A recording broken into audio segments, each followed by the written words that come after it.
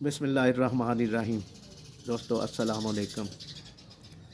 दोस्तों, अल्लाह ताला उस इंसान ਨੂੰ बड़ा ही पसंद करता है ਜਿਹੜਾ इंसानां ਦੀ खिदमत करता है और इंसानां वास्ते हर वक्त अच्छा सोचता है।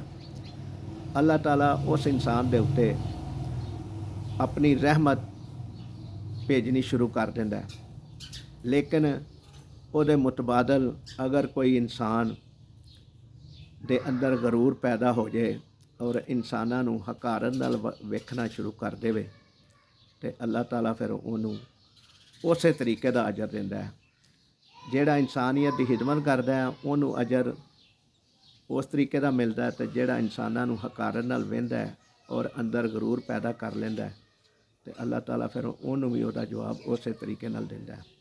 ਔਰ ਇਨਸਾਨਾਂ ਦੇ ਵਿੱਚੋਂ ਹੀ ਫਿਰ ऐसे इंसान भी अल्लाह ताला मुंतखब करता है कि जेड़े इंसानियत की खिदमत का दर्द रखते होन और इंसानियत नूं खुश रखने वास्ते खास तौर पर जेड़े यतीम बच्चे ने या बेवा ने उन्हां दी खिदमत करन दी ड्यूटी ला दिंदा है।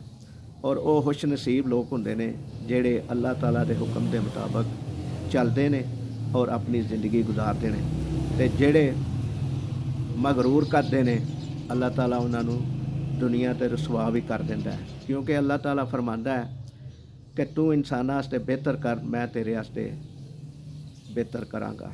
दोस्तों, गल अच्छी लगे लाइक करिया जे और एक कमेंट लाजमी करिया जे, क्योंकि अगर मेरे को कोई गल गलत होई है या मेरे को कोई कमी रह गई है गल करने ते तुहाडी रहनुमाई मैनूं दरकार है। अल्लाह निगहबान।